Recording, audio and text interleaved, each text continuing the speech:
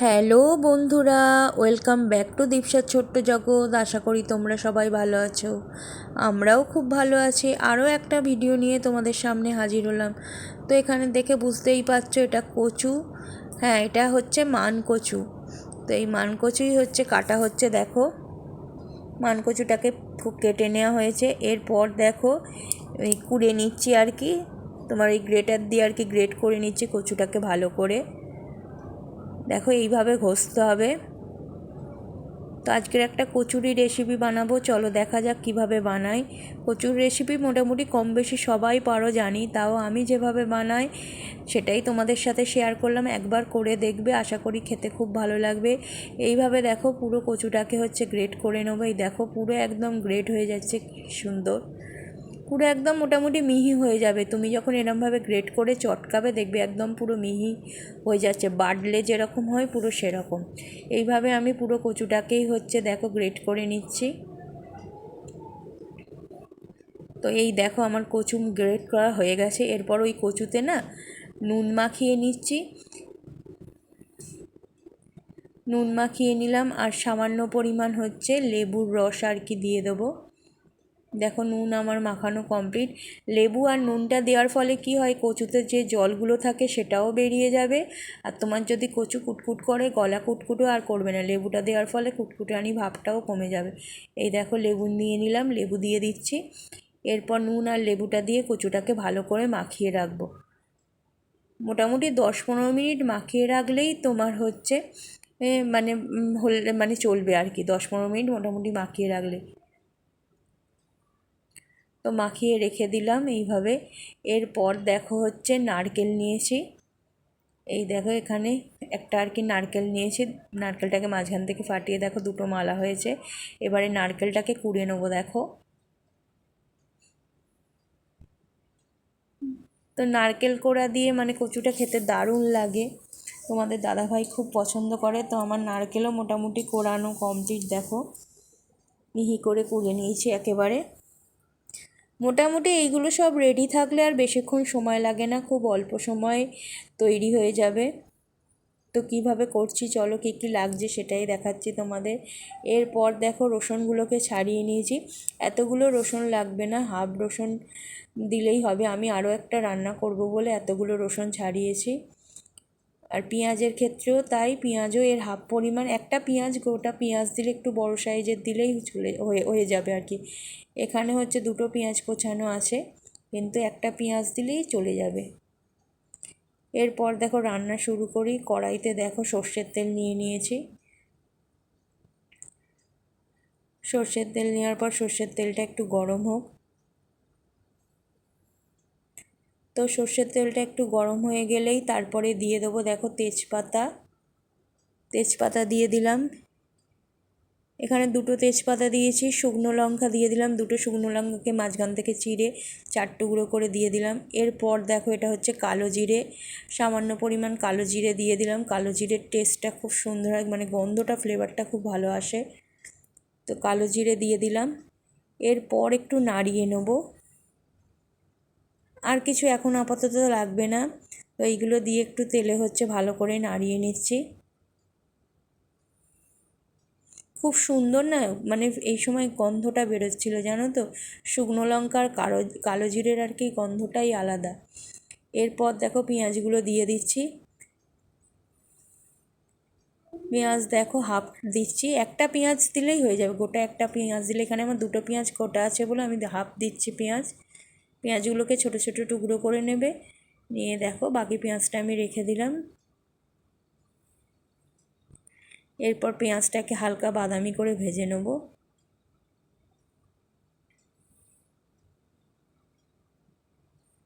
তোমরা কীভাবে কচু রান্না করো অবশ্যই আমাকে জানিও। কে কোন কচু খেতে ভালোবাসো সেটাও আমাকে জানিও। অনেকে ওই শোলা কচু খেতে ভালোবাসে, অনেকে মান কচু খেতে ভালোবাসে। কে কোন কচুটা খেতে ভালোবাসে অবশ্যই আমাকে কমেন্টে জানিও। এরপর দেখো রসুন থেতো করে রেখেছিলাম, ওই রসুন থেতোটা আর কি দিয়ে দিচ্ছি। এরপর নাড়িয়ে নিচ্ছি ভালো করে, পেঁয়াজের সাথে রসুনটাকে কষিয়ে নিচ্ছি আর কি। এই টাইমে গন্ধটা খুব ভালো বেরোয়।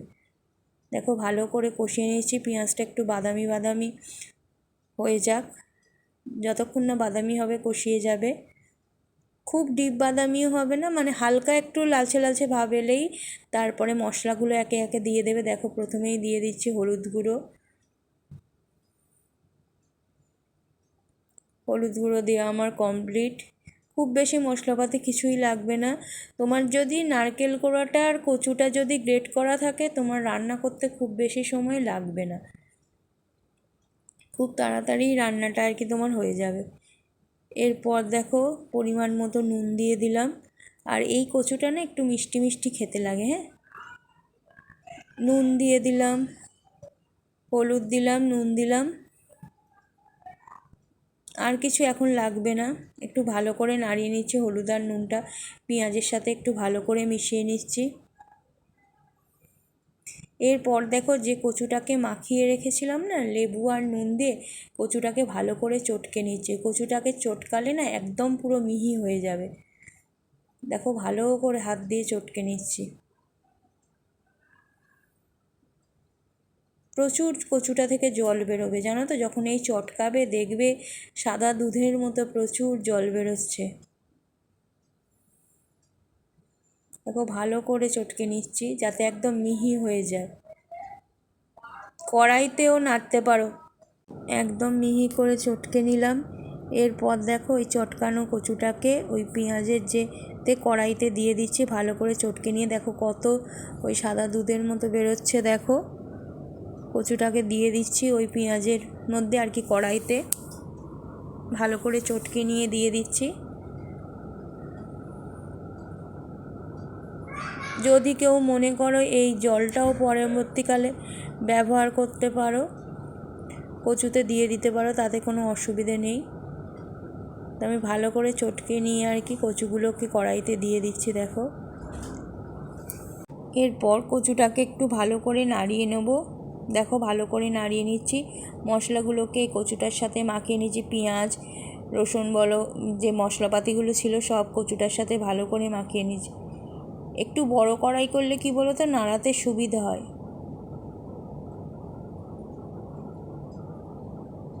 ভালো করে আর কি মাখিয়ে নিতে হবে। দেখো ভালো করে হচ্ছে খুন্তি নিয়ে সবগুলোকে আর কি নাড়িয়ে নিচ্ছি।